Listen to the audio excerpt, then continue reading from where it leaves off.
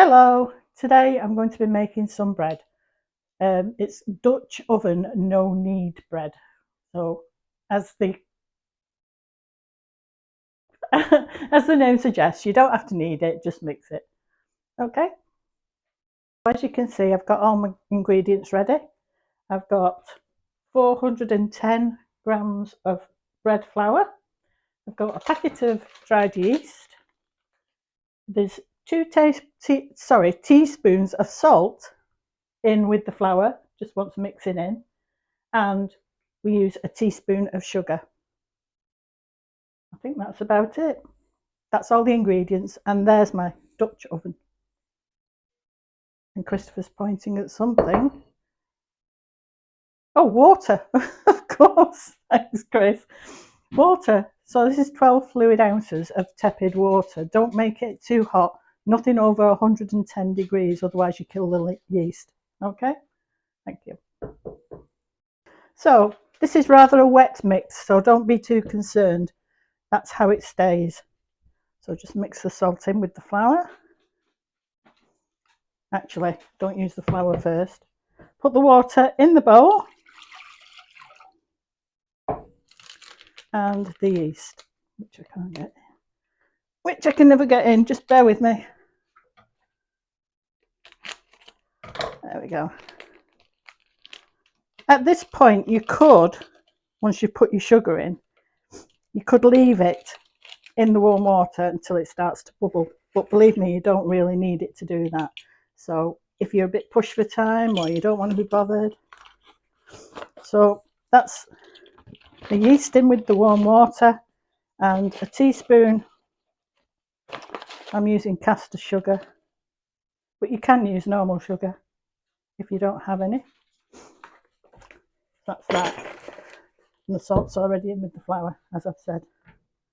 Just give it a bit of a stir around.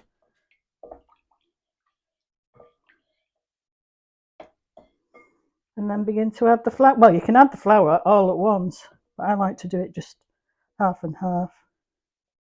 You'll be able to see exactly how wet the mix is.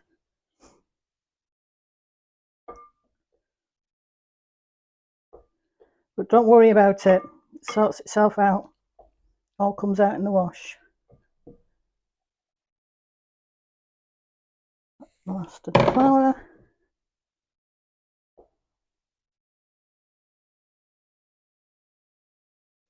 And just mix it till it's all incorporated.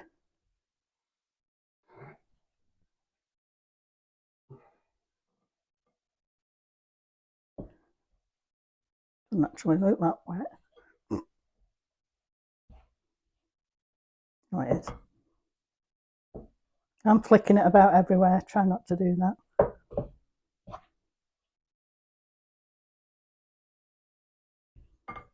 I might just need a little bit more water, so I would say try 14 fluid ounces.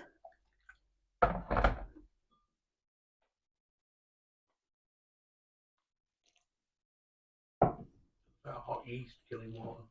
No, it's all right. It'll cool because the thing's cool.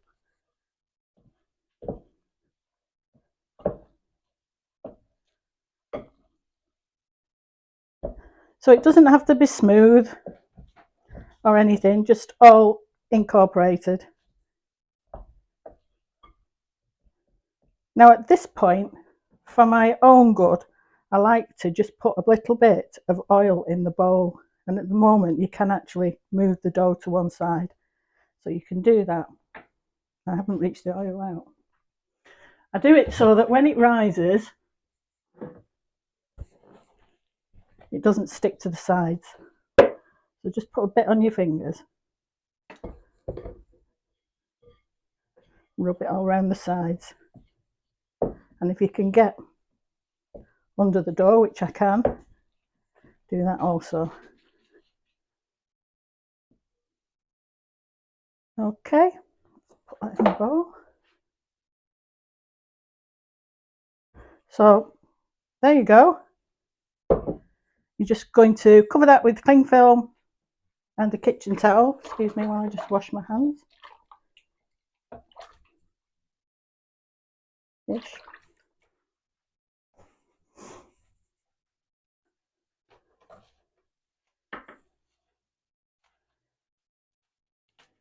If your kitchen's warm because you're cooking, it will only take 2 hours. It may take a bit longer if your kitchen's cold.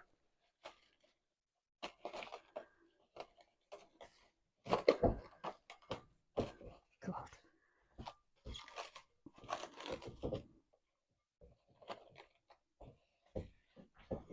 There we go.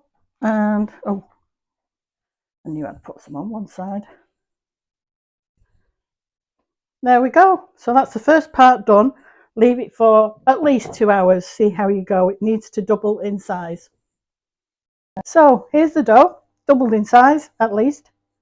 And it's now almost ready to go in the Dutch oven. But first, we have to warm the Dutch oven for half an hour. So we're going to put it in the oven on, it's 220 on mine, 220C, but I think it'll be either 8.5 or 9 on yours, Andrew. Right. So there's my lovely Dutch oven, all nice and greased and ready to go in. You leave the lid on and you put it in for about half an hour, let it get mad hot. And remember that it does get mad hot, so when you're reaching it out, make sure you've got your oven gloves. Right, so now you want a piece of parchment paper. The Dutch oven's getting ready now. Well, it's ready. And you just sprinkle a little flour, not too much, because obviously it's going on your loaf. That was a big chunk. There we go. It's just a little. And then we're going to try and tip the flour, the dough, out of this bowl. Now, I struggle with the weight of the bowl, so I don't want you to watch me struggle, but I shall start it off and then you can see what I do. I have a spatula.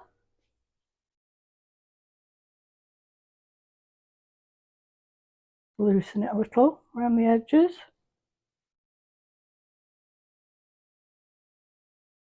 Now you don't want to mess with the dough too much because it just knocks all its growth out of it. You just want to let it come out.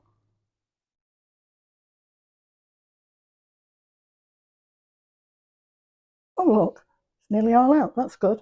That's what we want. We don't want scrapings. And then you can just use your parchment paper to get it into some sort of loaf shape.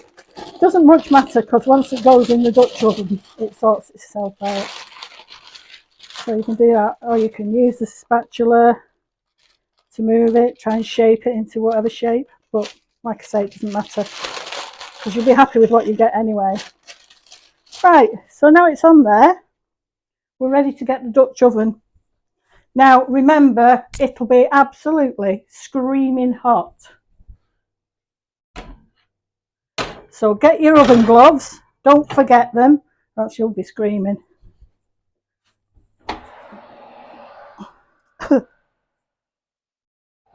That's just the oil off the Dutch oven. Because obviously between cooking sessions, we wash them. I've just put this over here. I've got an old chopping block, so I should put it on there. Right, shut that up a little bit now. Right, remembering it's warm all the time. Get your 4 corners, pick it up, drop it in. Don't touch the oven, the Dutch oven. Just try to sort that out a little. How it comes is how it comes. Right, once it's all in there, replace your lid. Now I don't have to keep my parchment inside because it's an electric oven, but because you've got naked flames, you might have to get the scissors and just go around it a bit. Right, once the lid's on properly, back in the oven, still on mad hot, and it goes in for 30 minutes. And that's that. So we've had our 30 minutes and we're just going to check it now. Remember the oven gloves, it's mental hot.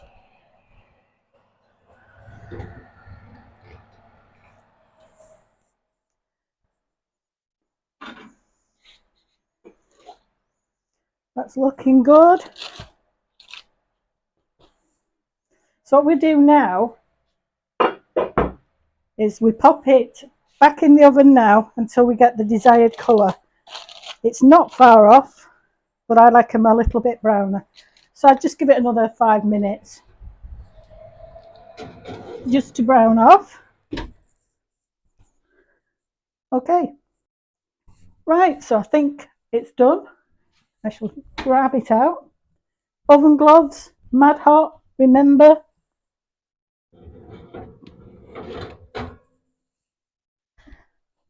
And remember not to put the Dutch oven on anything, any surfaces that it might mark. That's why I've used a rack. Okay, so can you see the colour of the bread, or shall we lift it out? Lift it out. Move the Dutch oven over here. That's why I put it on a tea towel. And then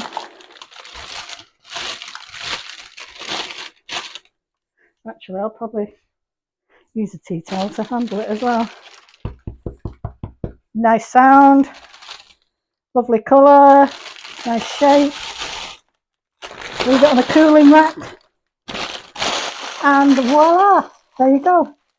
Hope you have some great success with it, and remember not to touch this oven, it takes ages to cool down.